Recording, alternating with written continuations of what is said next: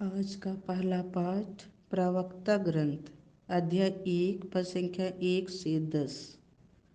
समस्त प्रज्ञा प्रभु से उत्पन्न होती है, वह सदा उसके पास विद्यमान है।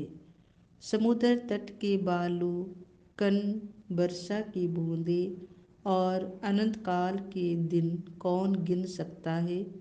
आकाश की ऊंचाई, पृथ्वी का विस्तार और महागर्त की गहराई कौन नाप सकता है। किसने ईश्वर की प्रज्ञा का अनुसंधान किया, जो सबसे पहले विद्यमान थी। सबसे पहले प्रज्ञा की सृष्टि हुई थी। विवेकपूर्ण बुद्धि आनंदी काल से बनी हुई है। प्रज्ञा का स्रोत है स्वर्ग में ईश्वर का शब्द।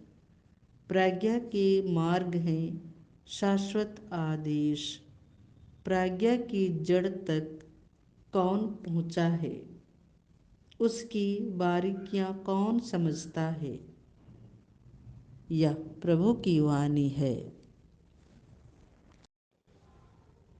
संत मार्कुस के अनुसार पवित्र सुसमाचार अध्याय 9 पद संख्या 14 से 29। जब वे शिष्यों के पास लौटे तो उन्होंने देखा कि बहुत से लोग उनके चारों ओर इकट्ठे हो गए हैं और कुछ शास्त्री उनसे विवाद कर रहे हैं।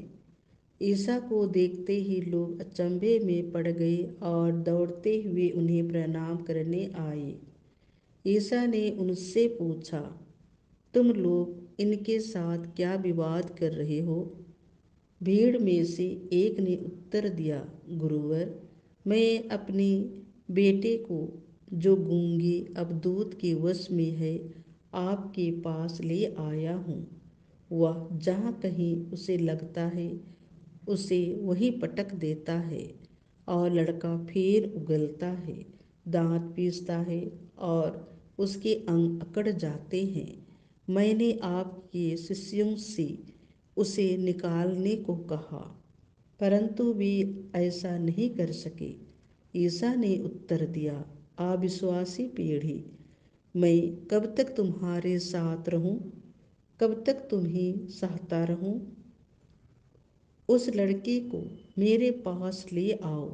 वे उसे ईसा के पास ले आए। ईसा को देखते ही अवधूत ने लड़के को मरोड़ दिया। लड़का गिर गया और फिर उगलता हुआ भूमि पर लौटता रहा।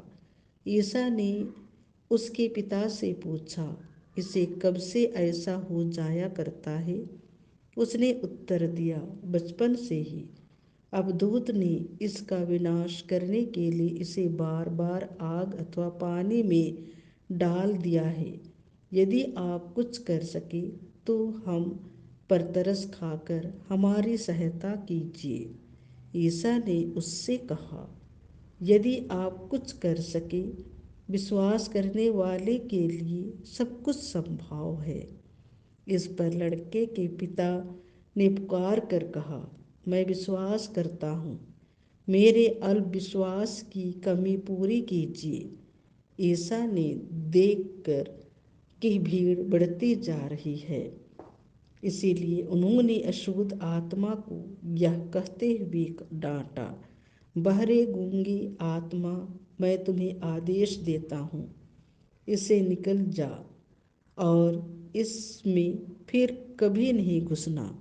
अवधूत चिल्लाकर और लड़के को मरोड़कर उससे निकल गया।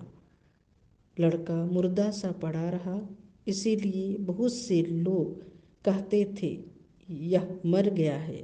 परंतु ईसा ने उसका हाथ पकड़कर उसे उठाया और वह खड़ा हो गया। जब ईसा घर पहुँचे तो उनके शिष्यों ने एकांत में उनसे पूछा, हम लोग उसे क्यों नहीं निकाल सके। उन्होंने उत्तर दिया, प्रार्थना और उपवास के सिवा और किसी उपाय से यह जाति नहीं निकाली जा सकती। यह प्रभु का सुसमाचार है।